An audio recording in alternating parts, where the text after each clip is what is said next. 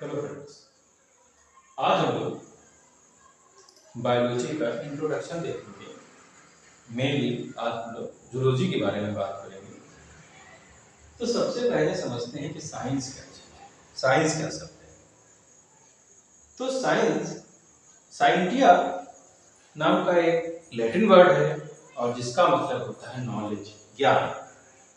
तो साइंस एक प्रकार का ऑर्गेनाइज्ड नॉलेज है जिसको हम लोग साइंस बोलते हैं और ये मुख्यतः दो भागों में बटा हुआ है। एक बेसिक साइंस होती है जिसे नेचुरल साइंस भी बोलते हैं, जिसमें physics, chemistry, biology, life science, फिर इसके अलावा बहुत सारे और भी अप्लाइड ब्रांचेस हैं। इसके अलावा दूसरी होती है सोशल साइंस, जिसके अंदर पॉलिटी, इकोनॉमिक्स, सोशियोलॉजी, इस तरह के जो है विषय इसके अंतर्गत आते हैं। आज का जो दौर है उसको एज ऑफ साइंस कहा जाता है। साइंस ने हमारी बहुत तरक्की कर ली है और बहुत सारी समस्याओं का हल ढूंढ लिया, हमारा जीवन सरल कर दिया। तो साइंस एक प्रक्रिया है, साइंस एक मेथड। तो साइंस में मेथड क्या है? तो सबसे पहली चीज होती है, इसके कई स्टेप्स हैं। इसमें सबसे पहली चीज है ऑब्जर्वेशन। हम लोगों ने किसी चीज को ऑब्जर्व किया, महसूस किया और समझा कि यहाँ पर ये समस्या है, ये प्रॉब्लम है और उसके बारे में डिस्कस होना चाहिए, उसके बारे में बात होनी चाहिए। इसके बाद डेफिनेशन ऑफ प्रॉब्लम, वो जो प्रॉब्लम है इसको हम लोगों ने आइडेंटिफाई किया, उसको हम लोग डिफाइन करते हैं और डिफाइन करने के बाद हाइपोथेसिस करते हैं, बहुत सारे विकल्प चुनते हैं कि ये हो सकता है, ये हो सकता है। अगर हमारी हाइपोथेसिस सही हो जाती है तो ठीक है, अदरवाइज हम लोग दूसरे जो है एक्सपेरिमेंट पे पहुंच जाते हैं। तो हाइपोथेसिस को टेस्ट करने के लिए एक्सपेरिमेंटेशन करना पड़ता है, हमें उसके लिए प्रयोग करने पड़ते हैं अलग अलग प्रकार के। और इसके बाद जब हमारा एक्सपेरिमेंट सफल होता है तब हम लोग उसको एक थ्योरी के रूप में कन्वर्ट करते हैं, थ्योरी में बदलते हैं। तो इस प्रकार से जो है साइंस होती है वो एक प्रकार की प्रक्रिया है। हम लोग बात करते हैं, क्योंकि हम लोग अभी इस समय जूलॉजी के बारे में बात कर रहे हैं, बायोलॉजी के बारे में बात कर रहे हैं, तो इस पे हम लोग कंसंट्रेट रहते हैं। समझते हैं लिविंग मैटर। तो लिविंग मैटर हर सेल के अंदर प्रोटोप्लाज्म नाम का एक द्रव्य है और प्रोटोप्लाज्म की खोज जो की थी वो प्रोटेंजन ने की थी और उन्होंने बताया कि ये एनर्जी ऑफ लाइफ, जहां प्रोटोप्लाज्म सूख जाता है वो सेल डेड हो जाता है। अगर हम एक जीवित लकड़ी का टुकड़ा लें, उसकी जो सेल्स होगी वहां पर प्रोटोप्लाज्म पाया जाएगा, लेकिन जब उस लकड़ी को काट देंगे, लकड़ी सूख जाएगी, तो उसका प्रोटोप्लाज्म सूख गया। तो ये जो केमिकल एनर्जी का फ्लो था वो टूट जाएगा और इस प्रकार से उसके अंदर जो जीवन है वो समाप्त हो जाएगा। अब समझते हैं कि व्हाट इज लाइफ, जीवन क्या है। कोई चीज जीवित है या कोई चीज नहीं जीवित है, लिविंग है या नॉन लिविंग है, इसको हम लोग किस प्रकार से डिफाइन करते हैं। तो अभी तक हम लोगों ने हाई स्कूल के लेवल पे कुछ चीजों को समझा है। अब हम लोग थोड़ा सा इंटर के लेवल पे थोड़ा अलग तरह से समझने की कोशिश करते हैं चीजों को। तो जीवन जो है, जीवन हमेशा लाइफ को इस तरह से एक्सप्लेन कर सकते हैं, the ever active and changeable state of organised matter, जो हमेशा बदलता रहता है, चेंज होता रहता है, गतिमान रहता है, तो उसे हम जीवन कहते हैं। इसमें क्या क्या चीजें हो सकती हैं? तो सबसे पहला है forms, size and individuality. Her organism का एक अलग साइज है, एक अलग शेप है, जिससे हम उसको पहचानते हैं। बंदर अलग दिखाई देगा तो गाय अलग तरह से दिखाई देगी, उनका एक अलग साइज है। तो एक गाय का जो साइज है, अगर मान लिया कि गाय 2 मीटर की होती है तो गाय 3 मीटर या 5 मीटर की नहीं होगी। हाथी का एक साइज है, तो हाथी उसी साइज तक जाएगा, हाथी वेल नहीं हो सकता। उसी तरह से इंसान का भी एक मैक्सिमम हाइट है 7 फीट, 7.5 फीट, 8 फीट, इससे बड़ा नहीं होता है। तो उसका एक एवरेज साइज है, उसका एक व्यक्तित्व है, उसकी एक पहचान है। साथ ही साथ जहां जीवन है वहां पर केमिकल ऑर्गेनाइजेशन भी है। अब ये केमिकल ऑर्गेनाइजेशन क्या है? तो बहुत सारे, जैसे कि हमारी जो सेल्स हैं उनकी जो संख्या है वो फिक्स है। उसी तरह से अलग अलग जीव में जो उनके अंदर सेल्स है उनकी जो संख्या होती है वो फिक्स होती है, और इनके अंदर एटॉमिक लेवल पे, मॉलिक्यूलर लेवल पे बहुत सारे पदार्थ पाए जाते हैं, कंपोजिशन होते हैं। सेलुलर ऑर्गेनाइजेशन होता है, हर बॉडी का जो बेसिक यूनिट है वो सभी में सेल ग्रेड होगी। जो सबसे छोटी इकाई होगी वो सेल होगी, और एक सेल भी अपने आप में सक्षम होती है वो सभी मेटाबॉलिक एक्टिविटीज करने के लिए जो पूरी बॉडी करती है। अगर हम लोग अमीबा का एग्जांपल लें तो एक ही सेल में सारी गतिविधियां होती हैं, रेस्पिरेशन भी है, इंजेशन ऑफ फूड भी है, डाइजेशन भी है, एक्सजेशन भी है, सब कुछ होता है। यहां तक कि सेल जो है सब थोड़ा सा वो सेंसिटिव भी है फूड को लेकर के या एनिमी को लेकर के। मेटाबॉलिज्म है सभी में। तो मेटाबॉलिज्म, इसको कैटाबॉलिज्म, एनाबॉलिज्म में भी हम लोग बांटते हैं। जब शरीर के अंदर एनर्जी स्टोर होती है तो एनाबॉलिज्म में हमने खाना खाया और फूड ग्लूकोज के फॉर्म में आया, ग्लाइकोजन के फॉर्म में आया, फैट के फॉर्म में आया, हमारी बॉडी में स्टोर हुआ, एनाबॉलिज्म की प्रोसेस हो गई। फूड का मटेरियल टूटा और उससे एनर्जी बनी, कैटाबॉलिक प्रोसेस हो रही है। एटीपी का जनरेशन हो रहा है, हमें जहां जरूरत है वहां पर हमें एनर्जी मिल रही है। अगली जो पहचान होती है वो है मूवमेंट एंड लोकोमोशन। तो जो जीवित चीजें हैं वो मूवमेंट करती हैं, लोकोमोशन करती हैं, एक जगह से दूसरी जगह जा सकती हैं, और किसी भी संवेदना पर भी वो अपना मूवमेंट करती है। सभी जो जीवन है, न्यूट्रिशन सभी को चाहिए, कुछ ऑटोट्रॉपिक होते हैं, कुछ हेटेरोट्रॉपिक होते हैं, ग्रोथ होती है, रेस्पिरेशन होता है।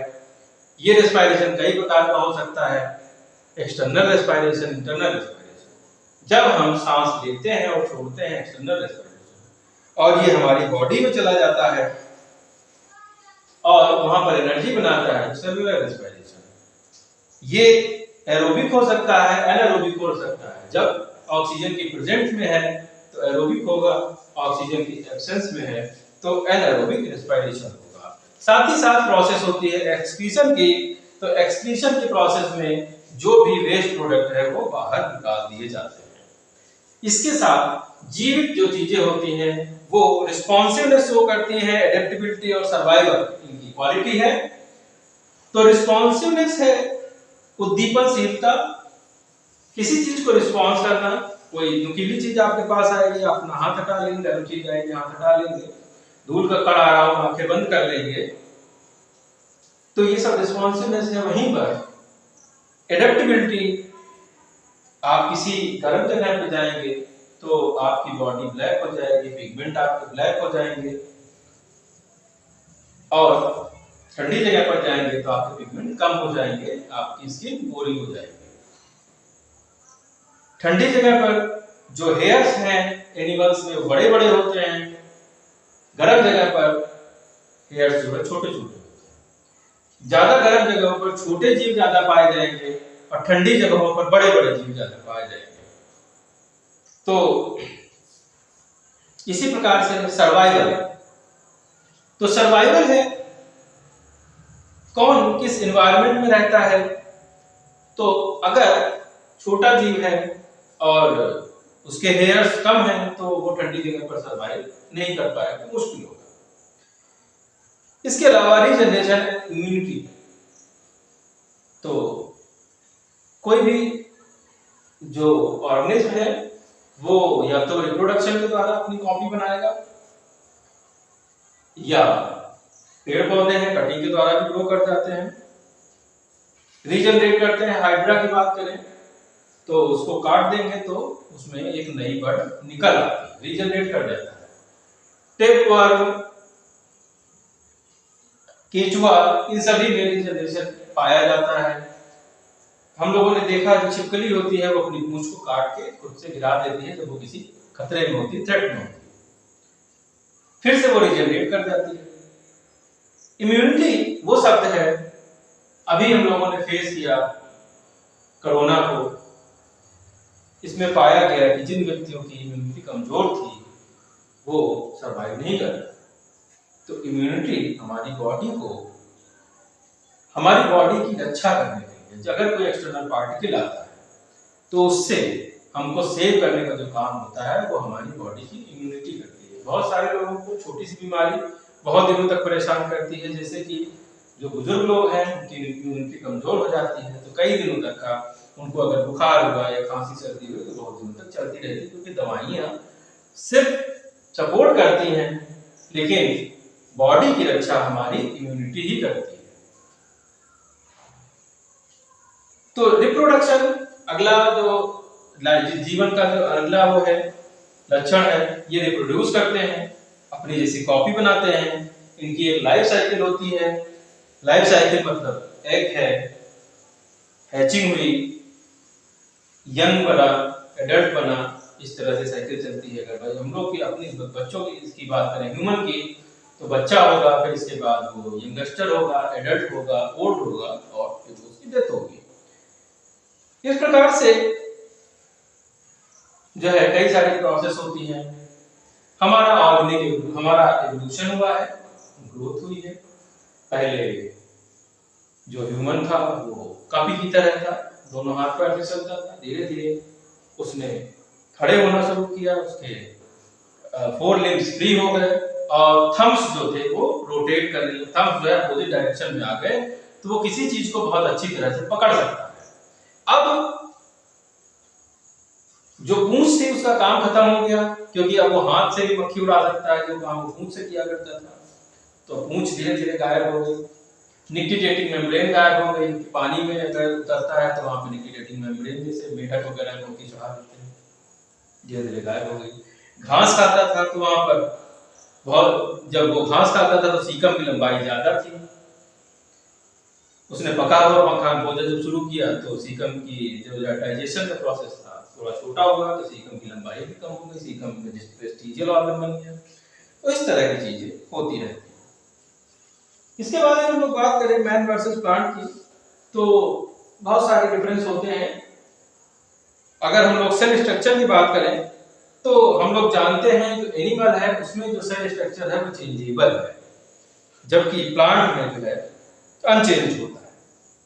फूड इसके साथ जो है ये ऑटोट्रॉपिक है प्लांट्स, और इसकी जो सेल्स होती हैं वो हेटरोट्रॉपिक है। इसके अलावा बड़ी बड़ी वैक्यूल्स प्लांट सेल में पाई जाती हैं, एनिमल सेल में नहीं पाई जाती। सेंट्रोसोम पाया जाता है एनिमल सेल में, मगर प्लांट सेल में नहीं पाया जाता।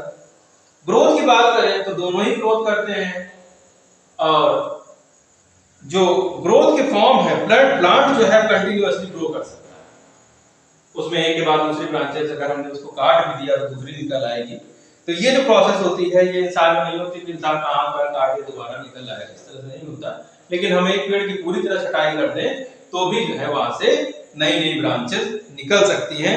तो ह्यूमन या एनिमल की अगर बात करें तो जितना भी डेवलपमेंट होना है फिक्स्ड पोर्शन में, फिक्स्ड शेप में होता है, तो एम्ब्रियोनिक डेवलपमेंट जब होगा वहीं तक होगा, सर्टेन एज तक होगा। तो इस प्रकार से जो कंपोजिशन इस मामले में है एनिमल का पुअर है और प्लांट्स में बेहतर है। लोकोमोशन और मूवमेंट की बात करें तो प्लांट लोकोमोशन नहीं करते हैं, मगर ये थोड़ा सा इनके पार्ट्स जो है मूव करते हैं। इनमें टेंडल्स होते हैं जो कि किसी चीज को पकड़ करके चल सकते हैं। इनके जो फ्लावर्स होते हैं ये थोड़ा मूव कर सकते हैं, इनकी पत्तियां मूव कर सकती हैं, तो कुछ मूवमेंट होता है। बॉडी ऑर्गेनाइजेशन की बात करें तो प्लांट का जो बॉडी ऑर्गेनाइजेशन है वो सिंपल है। रूट है, स्टेम है, लीव्स है, फ्रूट्स हैं और फ्लावर्स है। जबकि अगर हम लोग एनिमल की बात करें तो वहां पर बहुत सारे सिस्टम्स हैं, रेस्पिरेशन के लिए अलग है, सर्कुलेशन के लिए अलग है, एक्सक्रीशन के लिए अलग है, एंडोक्राइन का अलग है, तो अलग अलग सिस्टम है, इसका मतलब वो कहीं ज्यादा कॉम्प्लेक्स हो जाता है बॉडी ऑर्गेनाइजेशन। न्यूट्रिशन, जैसा हमने बताया कि ये जो प्लांट्स हैं उनके अंदर मोड ऑफ न्यूट्रिशन ऑटोट्रॉपिक है और जो एनिमल है वो हेटेरोट्रॉपिक है, क्योंकि जो प्लांट है वो एनर्जी को ट्रैप कर लेता है, सोलर एनर्जी को ट्रैप करता है और अल्टीमेट सोर्स ऑफ एनर्जी जो है वो सोलर एनर्जी है। और इसको ट्रैप करके कार्बन कार्बन बॉन्ड और कार्बन हाइड्रोजन के बॉन्ड में से जो क्लोरोफिल बना होता है उससे ये पानी और कार्बन डाइऑक्साइड की सहायता से ये कार्बोहाइड्रेट का फॉर्मेशन कर देते हैं। रिस्पॉन्सिवनेस की बात करें, इरिटेबिलिटी की बात करें तो प्लांट्स में रिस्पॉन्स स्लोअर होता है, पुअर होता है, जबकि एनिमल्स में जो रिस्पॉन्स है वो बहुत ही ज्यादा क्विक भी होता है और बहुत ज्यादा पाया जाता है। प्लांट्स कम रिस्पॉन्स करते हैं, मगर फिर भी जैसे बहुत सारे प्लांट थिग्मोनेस्टिक हैं जो कि किसी भी टेंडिल्स के रूप में या किसी चीज को पकड़ करके चल रहे हैं, तो ऐसी जगह पर जो लोअर वो सेल्स जिसने किसी चीज को पकड़ रखा है उनकी ग्रोथ कम होगी और वो सेल्स जो कि उससे दूर है उनकी ग्रोथ ज्यादा होगी, तो ये जो है उसको लपेटते हुए चले जाएंगे। इसके बाद हम लोग समझते हैं कि history, brief history of zoology की बात करें तो काफी समय तक तो डार्क एज ऑफ साइंस चला, 1000 साल तक, जब तक माइक्रोस्कोप की खोज नहीं हुई तब तक का सेल्स को हम लोग बहुत अच्छी तरह से समझ नहीं पाए, मगर कुछ कुछ बातें जरूर हुई। तो इसमें हम लोगों ने देखा है हिप्पोक्रेटस है, उनको फादर ऑफ मेडिसिन कहा जाता है। एरिस्टोटल तो कई चीजों के पिता हैं, उनको फादर ऑफ बायोलॉजी भी कहा जाता है, फादर ऑफ साइंस भी कहा जाता है, फादर ऑफ जूलॉजी भी कहा जाता है। इन्होंने एक किताब लिखी जिसका नाम था हिस्टोरिया एनिमेलिया। रॉबर्ट हुक को हम लोग जानते हैं जिन्होंने सेल की खोज की थी, और जैकेबियस जॉनसन की बात करते हैं जिन्होंने कंपाउंड माइक्रोस्कोप की खोज की और जिससे बाद में सेल का अध्ययन में आसानी होने लगी। विलियम हार्वे ने परिसंचरण तंत्र की खोज की। एंटोनी वॉन ल्यूवेनहॉक ने इन्होंने जो है माइक्रोबायोलॉजी के फादर कहे जाते हैं। और कैरोलस लिनियस ये जो थे वर्गीकरण, जो फादर ऑफ मॉडर्न टेक्सोनॉमी बोले जाते हैं, इन्होंने वर्गीकरण किया। डार्विन ने इवोल्यूशन की थ्योरी दी और मेंडल जिन्होंने जेनेटिक्स के ऊपर बहुत बड़ा योगदान किया। इस प्रकार से हजारों की संख्या में साइंटिस्ट हैं जिन्होंने काम कर रखा है। ब्रांचेस ऑफ जूलॉजी की बात करें तो जूलॉजी की बहुत सारी ब्रांचेस हैं और ब्रांचेस की सब ब्रांचेस भी हैं। इसमें अलग अलग ब्रांचेस में अलग अलग अध्ययन किए जाते हैं, जैसे इकोलॉजी एनिमल, प्लांट और एनवायरनमेंट के साथ रिलेशन बता रहा होता है। तो वहीं पर मॉर्फोलॉजी होती है, वो एनाटॉमी में बटी हुई है। एक्सटर्नल मॉर्फोलॉजी, हिस्टोलॉजी, साइटोलॉजी, ये सब उसकी सब ब्रांचेस हैं। उसी प्रकार से embryology, phylogeny, taxonomy, pathology, toxicology, helminthology, entomology, mammalogy और ओरिएंथोलॉजी, इस प्रकार से बहुत सारा जो विज्ञान है वो जुड़ा हुआ है। अब समझते हैं कि मैन और एनिमल के लिए जूलॉजी का योगदान क्या है। हम लोग जूलॉजी को क्यों पढ़ते हैं, हम लोग बायोलॉजी को क्यों पढ़ते हैं, कौन कौन से ब्रांचेस जहां पर इसका इस्तेमाल कर सकते हैं। तो जब हम लोग साइंस का जो प्योर नॉलेज है, एक प्रकार से एक जो साइंस है उसमें जो प्योर नॉलेज होता है और दूसरी अप्लाइड साइंस होती है। अप्लाइड साइंस में हम लोग ह्यूमन के वेलफेयर के लिए हम लोग क्या क्या काम कर सकते हैं उसके बारे में बात करते हैं। तो सबसे पहले ह्यूमन की हेल्थ के बारे में बात करते हैं। यहाँ पर जब हमें बीमारियों की जानकारी होगी, किस पैथोजन की वजह से हुई, उसकी लाइफ साइकिल क्या है, वो किस प्रकार के टॉक्सिन्स रिलीज करता है, हमारी बॉडी में क्या परिवर्तन होते हैं, इन सब चीजों को समझेंगे तभी हम उनसे बचाव कर पाएंगे और ह्यूमन हेल्थ इंप्रूव होगी। ह्यूमन डिजीज की बात करें तो बहुत सारी बीमारियां होती हैं जिससे कि जीवन जो है डिस्टर्ब हो जाता है, और ये सब अध्ययन करके इनकी दवाएं बनाई जा सकती है और हम लोग लंबा जीवन जी सकते हैं। तो जब हमारा देश आजाद हुआ था तो जो हमारा जो जीवन काल था वो बहुत ही छोटा था, तो वो 40 साल से भी कम था। और आज की डेट में अगर हम लोग बात करें तो जो हमारा लाइफ साइकिल है, जो लाइफ पीरियड है, वो काफी बढ़ चुका है, वो 70 इयर्स के आसपास पहुंच गया है, एवरेज लाइफ स्पान। इसके बाद हम लोग एग्रीकल्चर में इसका इस्तेमाल कर सकते हैं। कौन कौन से पेस्ट हैं, कौन से हमारे लिए लाभदायक हैं, कौन से हमारे लिए नुकसानदायक हैं। इंडस्ट्री में इनका प्रयोग किया जाता है। स्पंज, वैक्स, स्पोर्ट्स के सामान बनाए जाते हैं। इंटरटेनमेंट के लिए सर्कस, जू, म्यूजियम, एक्वेरियम, ड्राइंग, इन सब में इनका जो है इस्तेमाल किया जाता है। और डोमेस्टिक एनिमल बहुत सारे होते हैं जिनकी रेस को इम्प्रूव भी किया जाता है ब्रीडिंग कराकर। तो बहुत सारी जो गाय की नस्लें हैं, भैंस की नस्लें हैं, वो उनको इम्प्रूव किया जाता है मिल्क के लिए। वहीं पर मीट के लिए भी बहुत सारी जो जानवरों की नस्लें हैं उनको इम्प्रूव किया जाता है। और बहुत सारे प्रैक्टिकल स्कोप हैं जूलॉजी के, जिसमें हम लोग डेयरी उत्पादन से जुड़ी हुई चीजें, apiculture, sericulture, veterinary science, poultry, pisciculture, इन सभी चीजों के बारे में अध्ययन करते हैं, समझते हैं और बेहतर तरह से मैनेज कर सकते हैं। उम्मीद करता हूं कि बहुत अच्छे से आपको समझ में आया होगा। Thank you.